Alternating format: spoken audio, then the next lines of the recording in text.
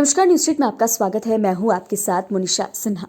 बिहार में अब एनडीए की सरकार है। बिहार के मुख्यमंत्री नीतीश कुमार ने अब आरजेडी का दामन छोड़कर बीजेपी का हाथ थामा है और अब बिहार में डबल इंजन की सरकार है। लेकिन सवाल यह उठ रहा है कि अब तक बिहार में एनडीए की सरकार तो बन गई, लेकिन नीतीश कैबिनेट का विस्तार तो अभी तक नहीं हुआ है और अभी तक मंत्रियों में विभाग भी नहीं बांटे गए हैं। ये मामला कहां फंस रहा है, इसे भी आप बेहतर तरीके से समझिए।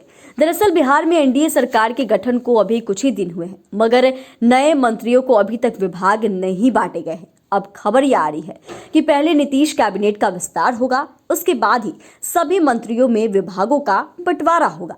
आगामी बजट सत्र से पहले ये काम हो जाएगा। बीजेपी नेताओं ने इसके संकेत भी दिए हैं। दरअसल बिहार के डिप्टी सीएम सम्राट चौधरी ने कहा कि सरकार का गठन हो गया है तो सब कुछ जल्द ही हो जाएगा। फिलहाल सभी की नजरें नीतीश कैबिनेट कर विस्तार पर टिक गई है। आपको बता दें तो मुख्यमंत्री नीतीश कुमार के 8 अन्य मंत्रियों ने भी शपथ ली है। इनमें से 3 नेता जदयू और बीजेपी के हैं, जबकि एक निर्दलीय एवं हम पार्टी के विधायक हैं।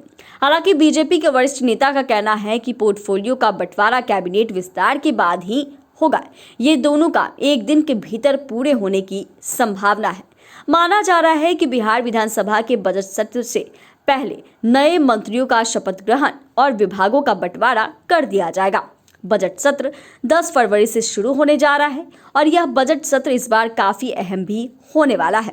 उन्होंने कहा कि सिर्फ 3-4 दिन के लिए विभागों का बंटवारा करने का कोई तुक नहीं है, क्योंकि कैबिनेट विस्तार के बाद फिर से यह काम करना होगा। इस महीने के पहले सप्ताह में सब कुछ फाइनल हो जाएगा। वहीं बिहार बीजेपी के प्रदेश अध्यक्ष और डिप्टी सीएम सम्राट चौधरी का कहना है कि कैबिनेट विस्तार का काम जारी है, जल्दी तस्वीर साफ हो जाएगा।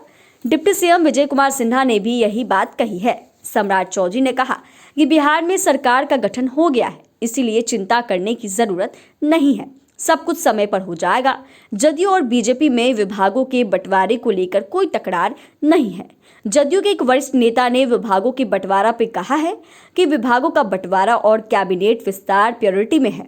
बीजेपी जब चाहेगी उस दिन यह हो जाएगा। जदयू के मंत्रियों के विभागों में कुछ खास बदलाव नहीं होने वाला है। उन्होंने कहा कि विभागों का बंटवारा 2020 के फॉर्मूले से होगा। उस समय भी नीतीश कुमार के नेतृत्व में एनडीए की सरकार बनी थी और बीजेपी से 2 डिप्टी सीएम बने थे।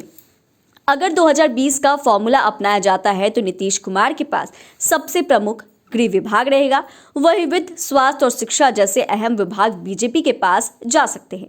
2005 के बाद से जदयू ने पहली बार शिक्षा विभाग को 2022 में आरजेडी को दिया था।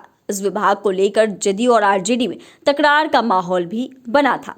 इसी तरह 2022 में पहली बार वित्त विभाग जदयू के पास आया था और विजय चौधरी इसके मंत्री बने थे। इससे पहले तक एनडीए सरकार में यह विभाग बीजेपी के पास ही रहा।